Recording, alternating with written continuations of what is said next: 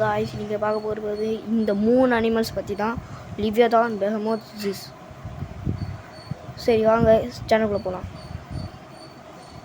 Subscribe பண்ணிடுங்க, like பண்ணுங்கள் மக்களே. இந்த 3மே பவர்னு சொல்கிறாங்க. லிவியதான், பெஹமோத், ஜிஸ். இதெல்லாம் கடவுள் தான் படித்தாருன்னு சொல்கிறாங்க. லிவியதான் ஃபஸ்ட்டு நம்ம பார்ப்போம். லிவியதான் வந்து சீ கிரியேச்சர்.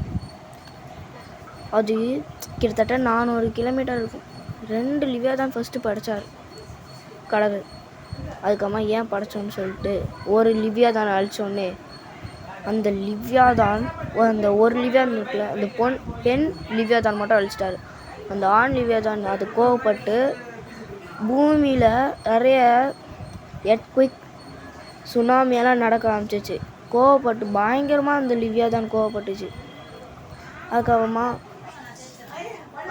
சுனாமி போகிற வரவங்கெல்லாம் மாட்டிட்டு இருந்தாங்க அந்த லிவியதான் கூட. நீங்கள் ஜோப் 41 பார்த்தீங்கன்னா லிவியதான் பற்றியா நல்லா கிளியராக போட்டிருப்பாங்க. அதுக்கப்புறம் நம்ம பார்க்க போகிறது ஜிஸ். ஜிஸ் ஒரு ஸ்பேஸ் கிரியேச்சர். இது எர்த்லேயே இருக்காது. ஆனால் இதோட விங்ஸை திறந்தா சூரியனே மறைக்குமா. அதனால் இது பவர். அதுவும் இல்லாமல் தண்ணியில் இது டீப்பான இடத்துல கால் வச்சுச்சு தண்ணியில். அப்போ கூட அதோட தலை தண்ணிக்கு மேலே தெரியும்.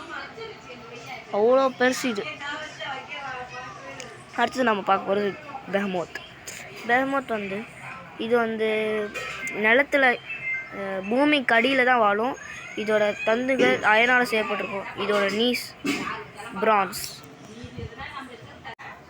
இப்போ இது 3மே எர்த்தில் சண்டை போட்டுச்சுன்னா எர்த் காலி தான்.